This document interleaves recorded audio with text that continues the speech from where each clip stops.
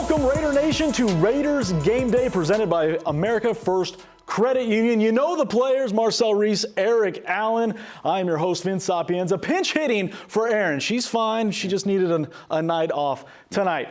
Guys, we've been talking about for the last couple weeks, fast starts for the Las Vegas Raiders. Once again, we did not see that in Week 5. What is your rapid reaction, Marcel, to what we saw here today? It's a tough one. You know, whenever you lose, it's tough, especially when you lose at home. This was a big week for us.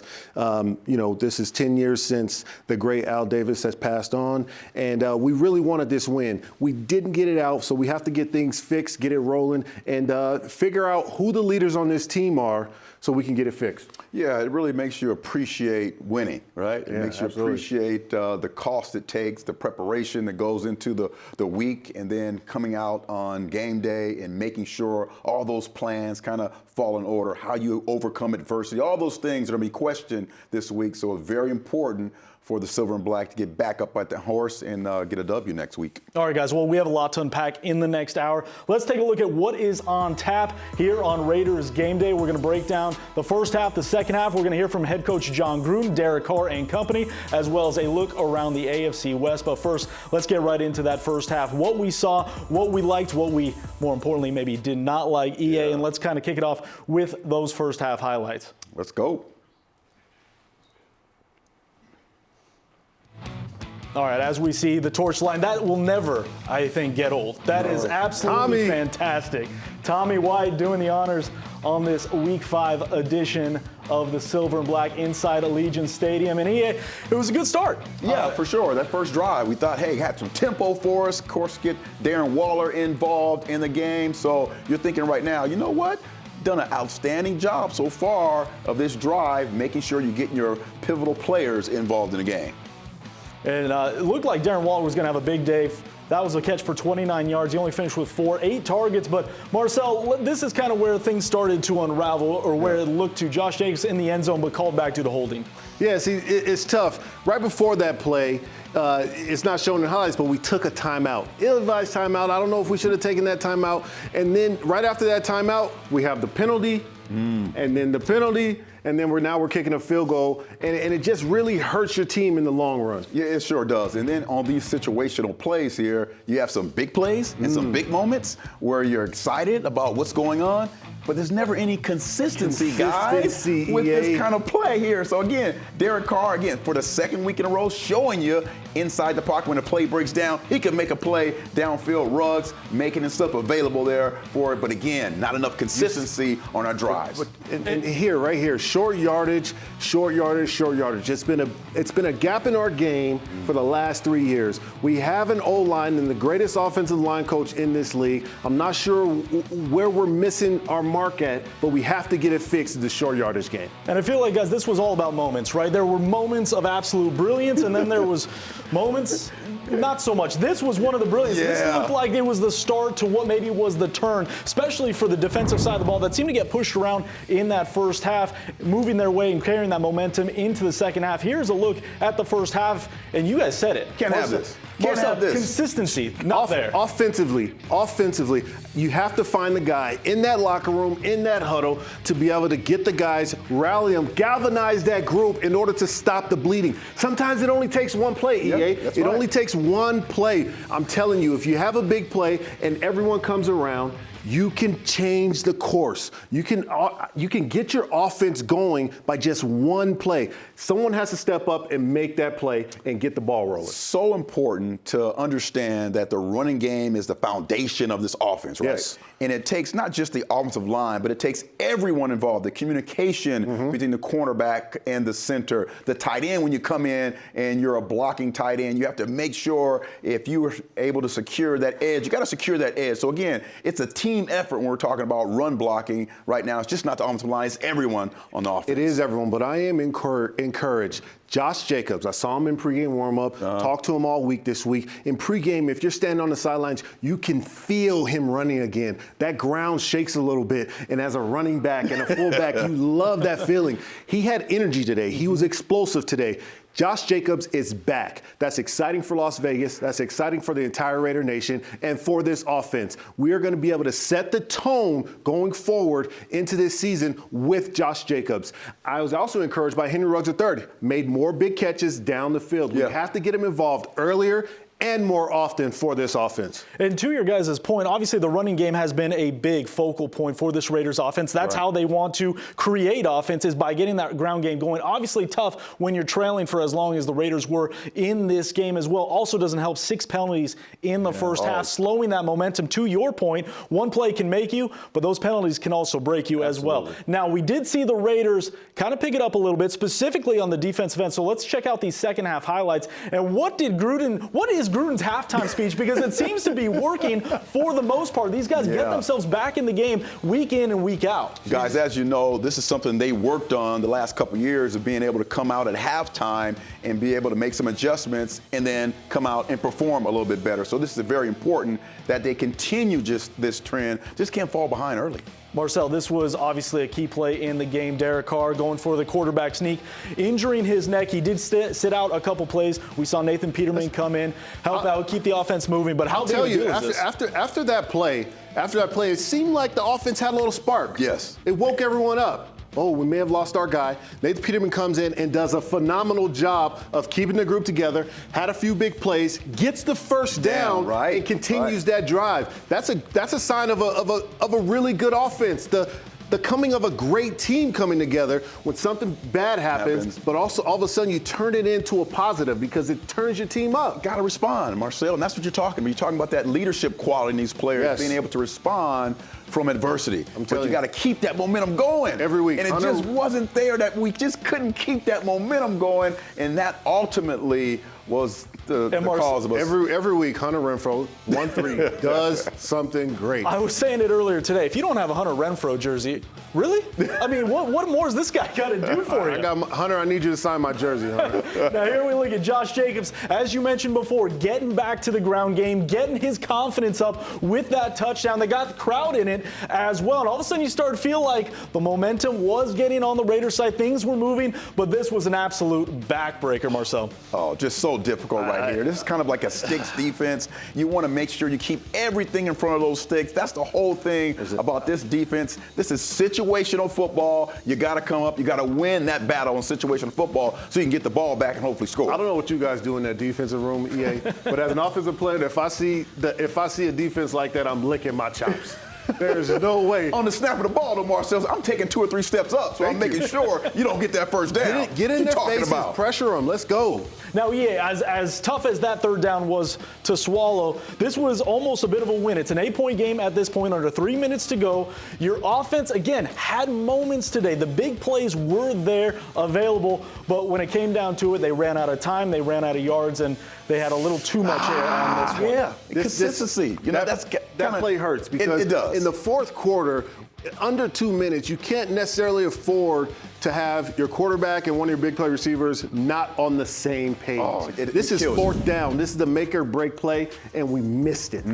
When we look at these final game stats, what is jumping out to you, EA, like right off the bat? What was jumping off to you in terms of? I think it's jumping off to everybody. That 143 over there, that's what's jumping off. That 143. Well, listen, I'm going to tell you this. The time of possession. The time of possession hurt us. Yep. Late in the game, we still had a chance because it's only a 2-possession game, and we still had our timeouts. Yes. But I don't feel that our team had the urgency that we needed to have. Defense had 2 big stops. Offense just couldn't get the rhythm. You never really felt like our offense had the rhythm. Even with the big plays, we had Ruggs getting big plays. We had Josh Jacobs having big plays. Hunter Renfrow had the big play. We saw Darren Waller have a big play. We had some explosive plays in there, but we didn't necessarily have the rhythm plays in between those big explosive plays. This offense just has to get going, and I have the confidence that they are. I am excited to see this offense come back to practice this week and go out to Denver and play Raider football.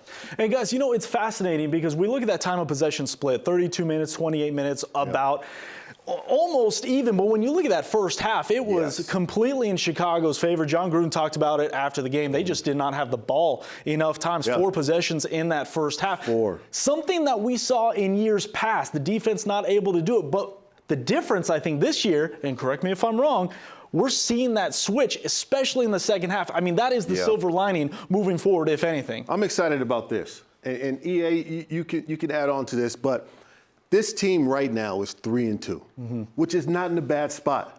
We have yet to play a complete game of football. We've had games where our defense has played phenomenally. We've had games where our offense is just out of this world and explosive. We have yet to see our offense, defense, and special teams come together as a gelled group and have a complete game.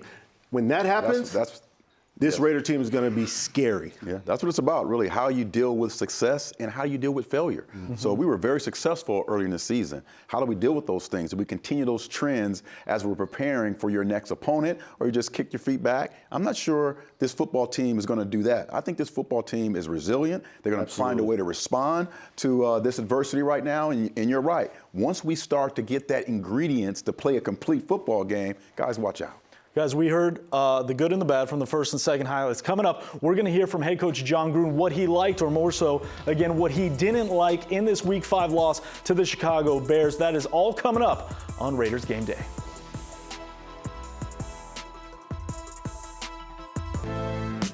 Raiders Game Day is brought to you by America First Credit Union, the official credit union of the Las Vegas Raiders.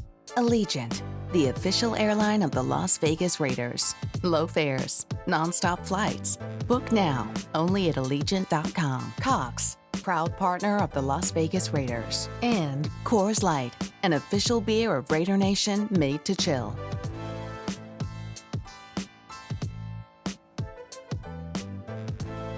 A tough loss for our team. I'd like to congratulate the Bears. A very physical team, good defensive team. Way too many penalties, I think.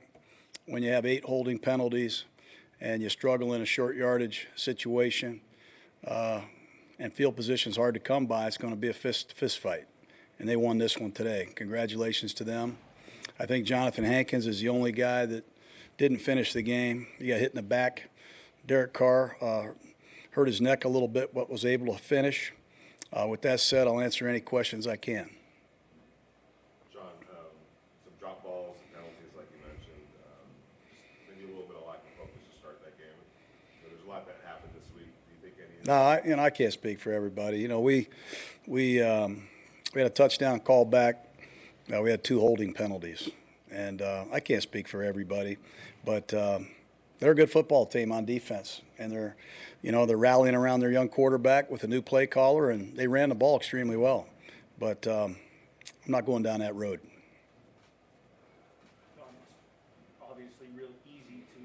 For anybody else looking in to use that, but the reality is back-to-back clunkers, if you will, against Chargers and the Bears. Is it just a collection of things? Well, obviously, we're trying to find our right mix up front, and I'm not going to point to the offensive line, but it was Parker's first game starting today. Alex Leatherwood moved into right guard, and we're trying to find the right mix. We're struggling right now to run the football, and obviously our pass protection has to get better as well. And we did drop some passes today that really hurt us. But the penalties, they got to stop. We had some on defense that allowed them to continue drives as well.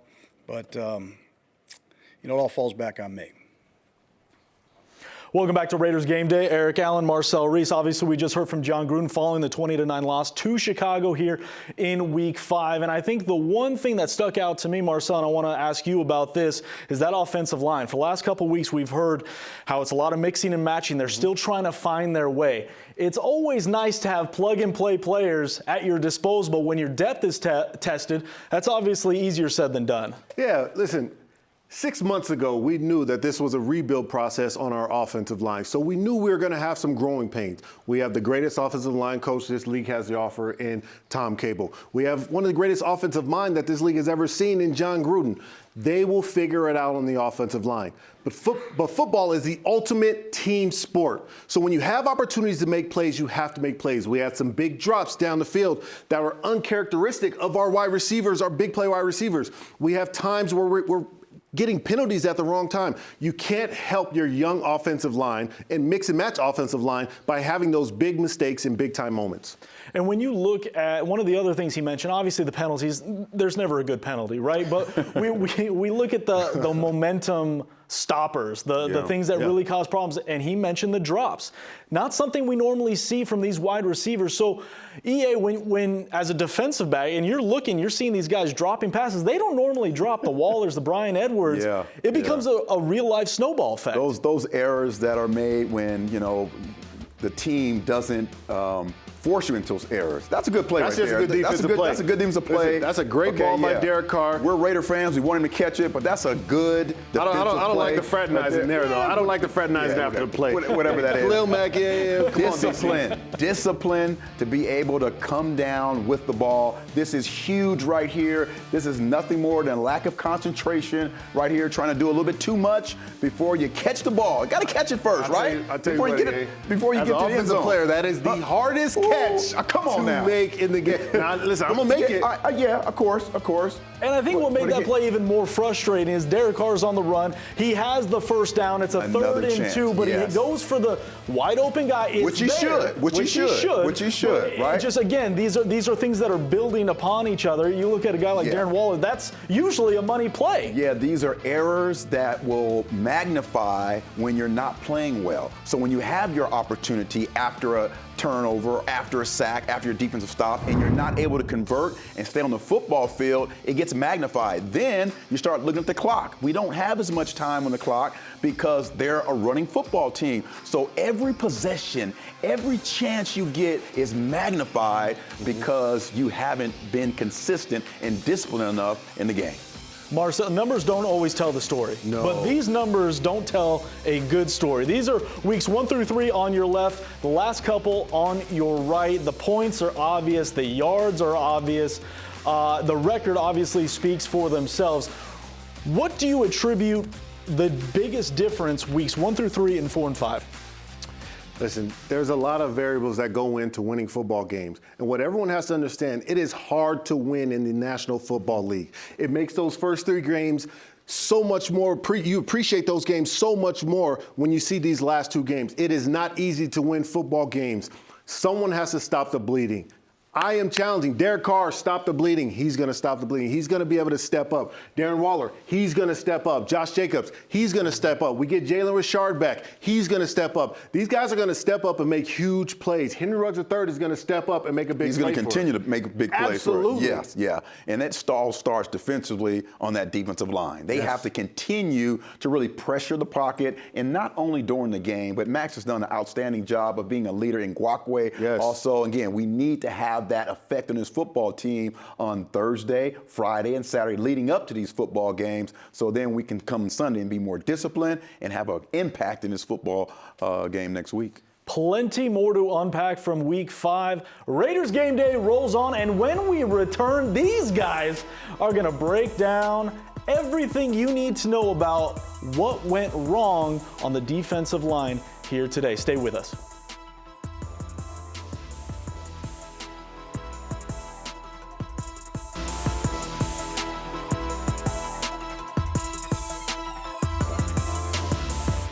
Welcome back to Raiders Game Day, presented by America First Credit Union. Eric Allen, Marcel Reece. I am Vince Sapienza. If we're looking at this loss here in Week 5, guys, if there's one guy that seemed to shine, it was defensive end Yannick Ngakoue. 2 sacks on the day. Marcel, this is a guy the team absolutely loves. Voted a captain, has got a motor that won't end, like Max Crosby. A lot to like what we saw today. Being voted a captain is one of the greatest honors you can ever receive as a football player, especially in the NFL. And it says a lot that he was a new guy coming into this locker room, a veteran, and then voted a captain right away. So bravo to him. And listen, guys, playing this position on the defensive line is not all about the sack numbers, but today he finally got them. And when you get that monkey off your back, they come in bunches. So I was excited to see him get those sacks. Now, once we get Max coming back on with him, they've been disruptive, and now the sack numbers will start to come. Because he's finally healthy, guys. He's finally healthy, kind of banged up early in the season. But again, he provides great pass rushing, speed rush off the corner. Looking at the beginning of the game, you thought he's going to have some opportunities in this game. Absolutely. So happy that this guy, because he worked so hard, turned it on. Let's roll it here. First, going to line up on the right side. And again, great hand movement, but the consistency to never stop. His motor never stops. You can line him up anywhere on the defensive line. Once he's healthy, he's going to be be a dominant performer for this football team here. Hey, we're going to put him on the left side, work on that right side tackle. And again, it just shows you, again, guys, what it's about. When we talk about a high motor, when we talk about being able inside rush here, and now look at the motor. Look at the motor. That's what this defensive line has been performing at such a high level the whole season. And it's basically because that's off season. Him and Max have really dedicated themselves to being the best of the business, being the best at the two guys. So when you have that great pass rush, here's some things that could go wrong, right? So you're thinking pass, pass, pass. You have your two tackles, particularly your right tackle, over the guard. He's thinking, you know what? Forget this. I'm a jet.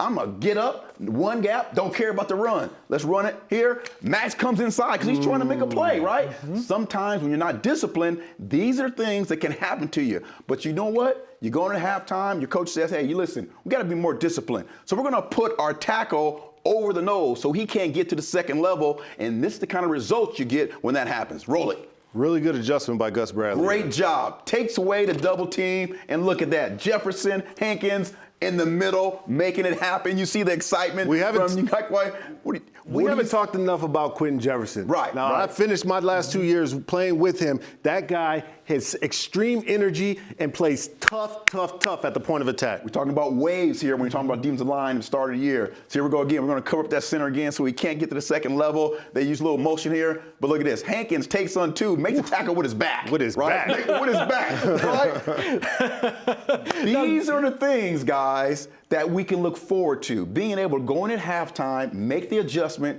come back out, and make it happen. Last one here.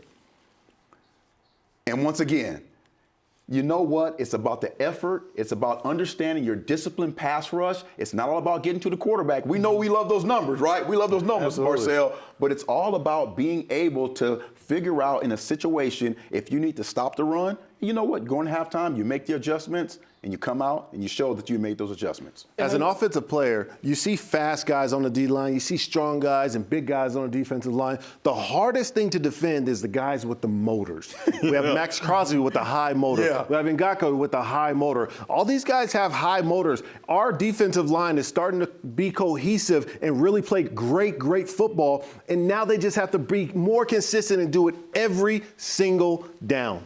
And I think, as you both know, one of the sticking points, at least for Raider Nation, has always been the amount of pressure that D-line has been able to get or maybe not get in the past couple years. What you just showed, those are the strides that are being made on a weekly basis, on a snap-by-snap basis, as we saw from the first to the second half. So, again, the loss isn't great, but seeing those strides are obviously a nice silver lining moving forward. Coming up, we are going to take another break, but when we return, we are going to hear from QB1, number 4, Derek Carr, what he had to say following today's loss.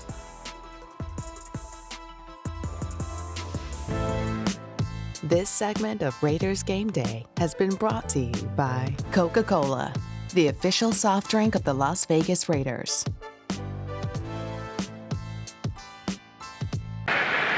First down in Raiders territory. Herbert, single setback. Fields handles the pressure. Pump fake, trying to run. Cannot break away from Ngakoue. Career long for Santos is 55 yards. They're not going to get him there. Fields just got crushed. Ngakoue gets to the quarterback once again.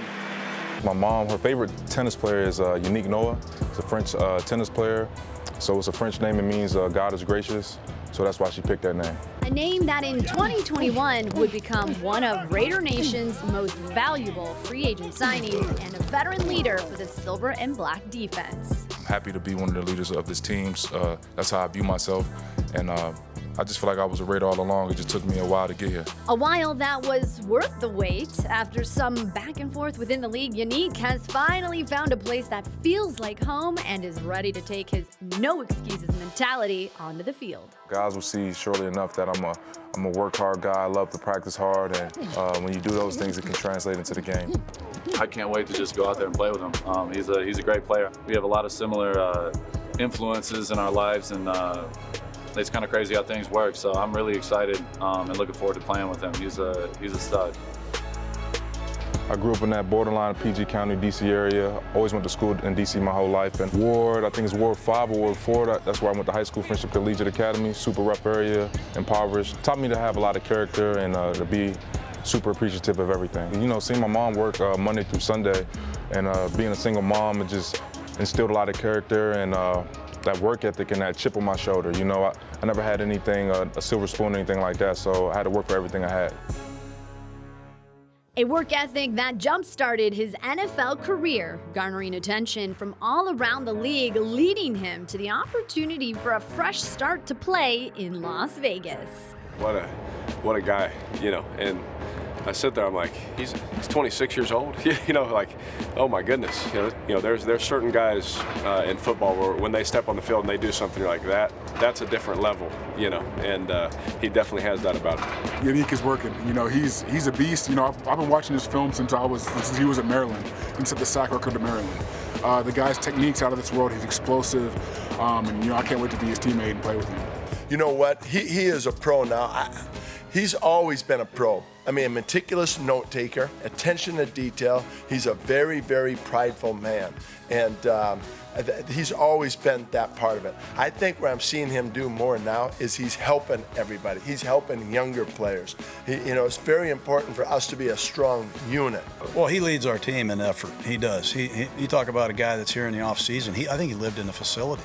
You know, my car's here, his car's here. You know, I drive by the facility, his car's still here. I feel like Ngakoue at a different point in his career. He's a leader and a captain on this team. I'm most excited to watch these guys compete and play. And welcome back to Raiders Game Day, presented by America First Credit Union. Eric Allen, Marcel, Reece, Vince Sapienza in for Aaron Coscarelli. And guys, obviously we just talked about Yannick Ngakoue. We broke down the defensive line, a leader on that defensive unit. But right now we're going to take a listen to a guy who is a leader on the offensive unit, Raiders quarterback Derek Carr. You know what? Honestly, we didn't have a bad week. Practice was good, probably not perfect, you know, but that happens sometimes. I mean, I've had practice weeks you're like, gosh, dang, I wish I hit that pass, and you go out and you throw for 400, and you're like, okay, well, I'm glad that it worked out, right? But I don't think that practice was off. I don't think that anyone's mindset was off. Honestly, as a team, our focus inside the building was, man, we just had a heartbreaker Monday night. We got a short week, man. We got to get ready to play, and so our mindset going into it, we weren't, you know, thinking about anything else or anything like that, but we didn't play good enough. Like that out there, that ain't gonna cut it. You know, what we put out there today in the last, really, however many days, that ain't gonna cut it, and that's not gonna win football games. So we gotta get back to work, and we gotta get ready to go. Derek, to piggyback off that, it might be easy for anyone to say the last 48 hours was a distraction, a short week, but the reality is the last two games, a lot of the little problems that you overcame in 3 wins have been magnified. Absolutely. Are they figuring you out, or is this team sort of just with penalties and mistakes, things unraveling a little bit? I think if we look at it, right, let's look at it, you know, with no hat in the game, right? We had a lot of penalties. We had a touchdown called back. We had some big play opportunities that didn't happen, right? So we hit those plays, and we're like, oh, wow. You know, we threw for however many yards. We ran for another touchdown. You know what I'm saying? And so I can't say that, you know, I can't give – people are figuring us out. You know what I'm saying? I can't say it that way. Did they come out and outplay us today? Absolutely. They beat us. We didn't make the plays. We weren't on schedule. We turned the ball over. It goes on and on.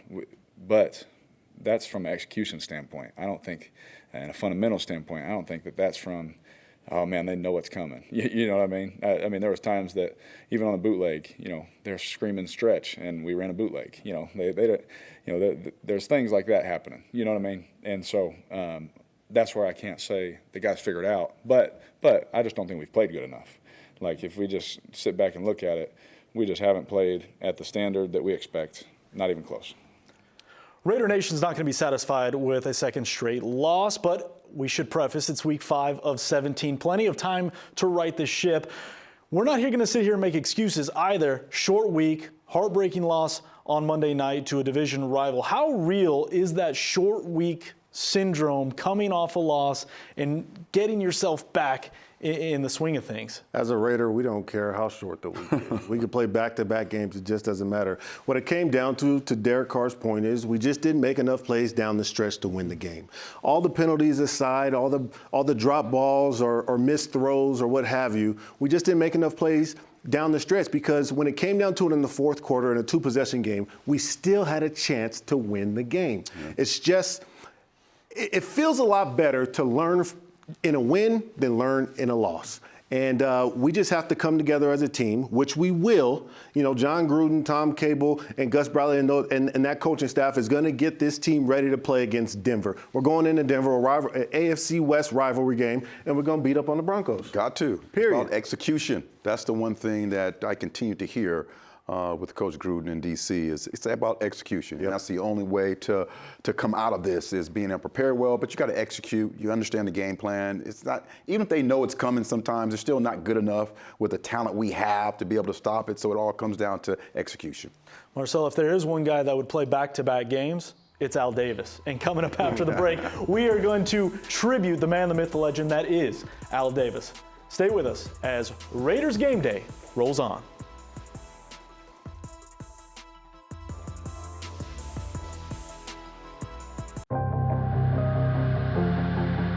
How can you tell the story of the American Football League, of the Raiders, without talking about Al Davis? He was a pioneer. He brought a different wisdom to the game, a different awareness. The genius of Al Davis. He would do whatever was right for his football team. What he wanted to do was win, but he wanted to win in the right way and with the right people with the right mindset.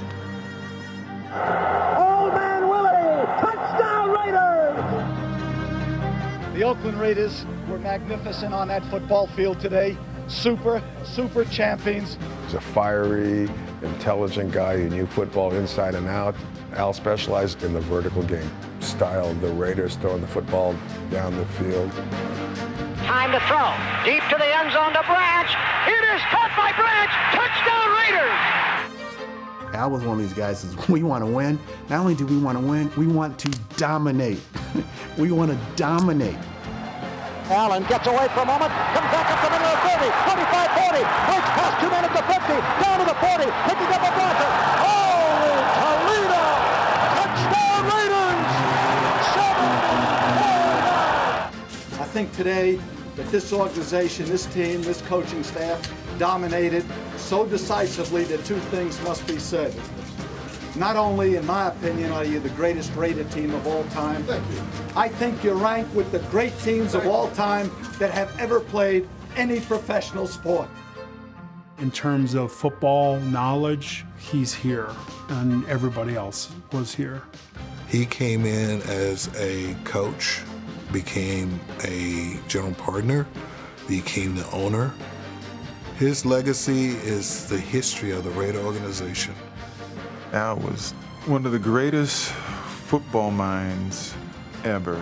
It's an amazing story. It's certainly the American dream.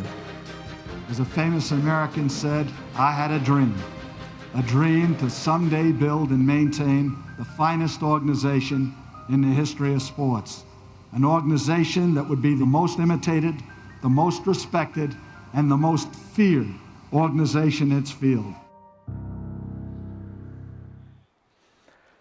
Welcome back to Raiders Game Day, guys. It is hard to watch that footage, hear those people speak, and not get chills, feel nostalgic, and just see not what an impact he made on this franchise, what he was of this franchise, but in the National Football League. Friday obviously marked 10 years since his passing, but I don't think a day goes by that his legacy is not honored and remembered. Yeah, just unbelievable. And it just takes me back to growing up as a young guy in San Diego, and he had such an impact on my life as a football player because the people he brought to his organization, you're talking about Cliff Branch, you're talking about Fred Blitnikoff, what about the great corners and Willie Brown, who he traded for, who I think is the greatest cornerback to ever play, and Mike Haynes, right? You had Lester Hayes. All those people, all those guys were a part of my life from a television standpoint. I got the opportunity to play for the Raiders in 1998,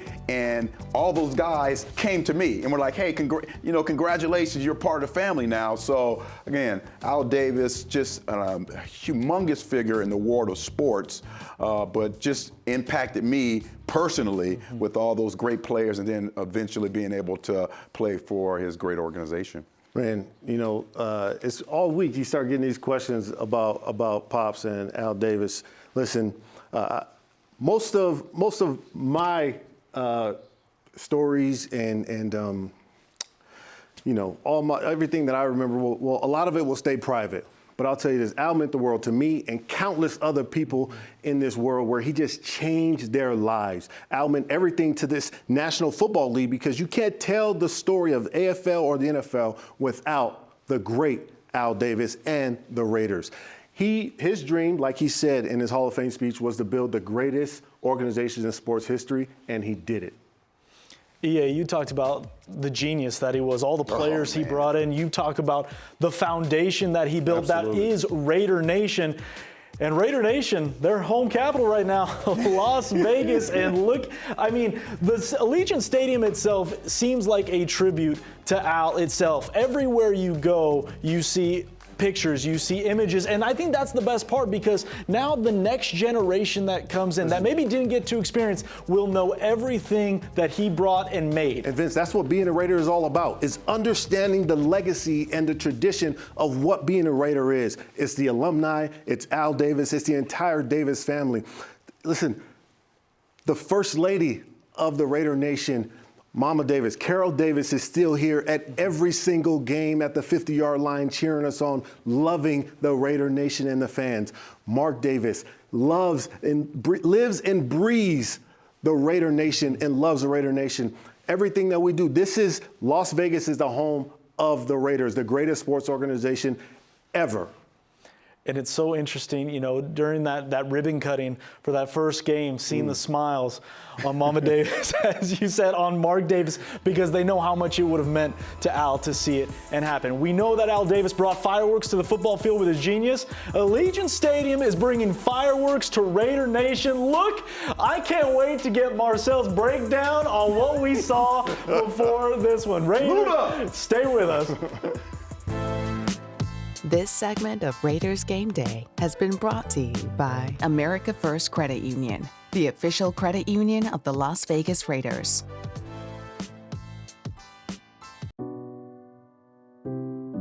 My name is Riley Gondini. I'm 17 years old.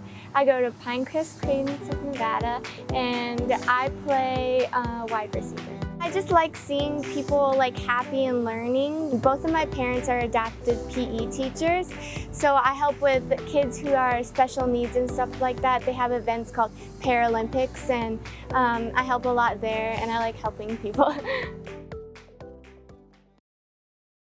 It was an electric atmosphere here at Allegiant Stadium, and for the first time in Las Vegas, the visiting team fans did have an impact. The Bears fans were loud at many times of this game before they were drowned out by the Raider fans. It's something that the Raiders will have to get used to when some teams from big cities come into Las Vegas. And of course, it's going to be a nasty road environment in Denver next Sunday. As for the mood in the locker room afterwards, it was a get back to work and let's start grinding it out type of attitude. After 2 losses in 6 days, the Raiders know that they've got to fix things now before they head to the Mile High City.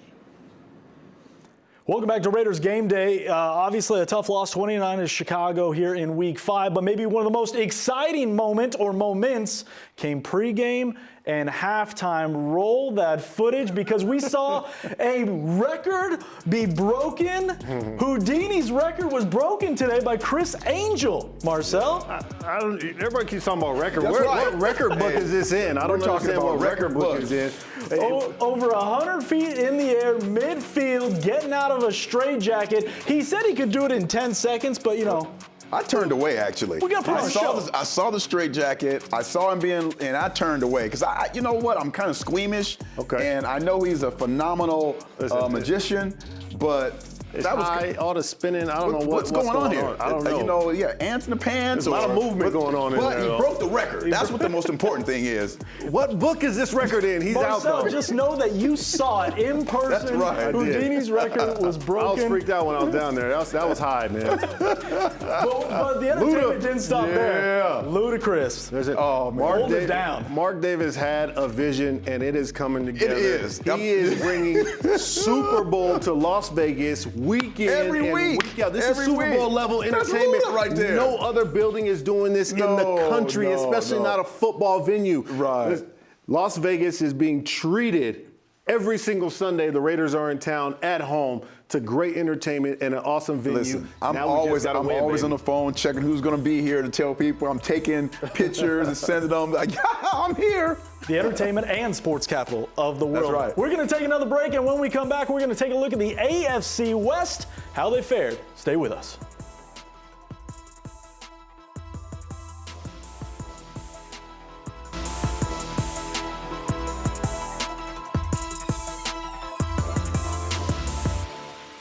Welcome back to Raiders Game Day. We're going to take a look at how the AFC West fared on this fine Sunday. Now, as of this broadcast, it is 31-13 Buffalo at Arrowhead late in the third.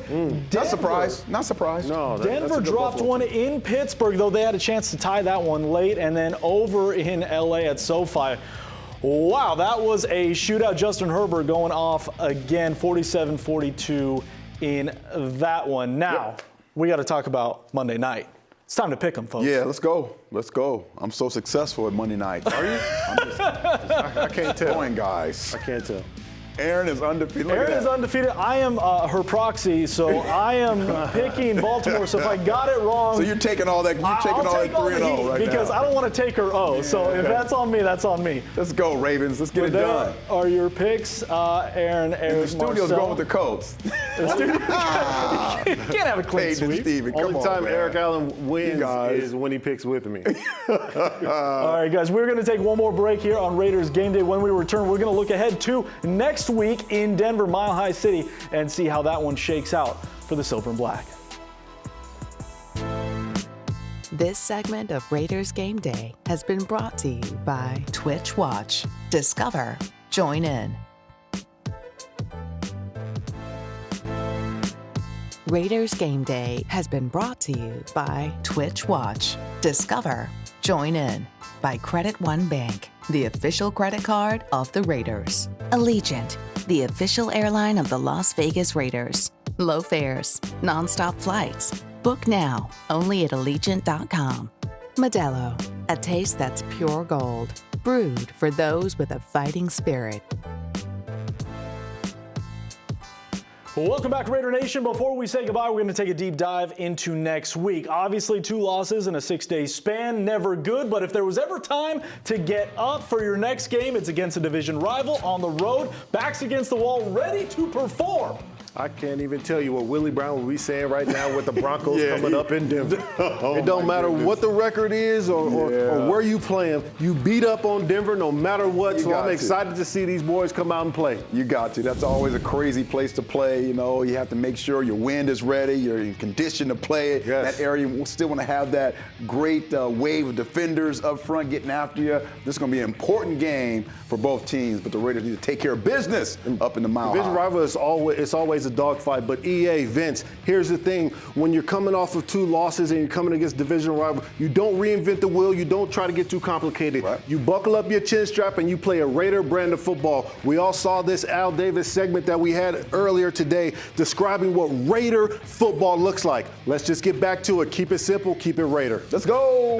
And you know John Gruden is going to be firing up his team all week. mirror images of one another. Denver and Vegas, 3-0 starts, dropped their last couple. Should be a good one, the Mile High City. That is going to do it for us here on Raiders Game Day. Raider Nation, we always appreciate your time. Thanks for joining us, and we will see you next week.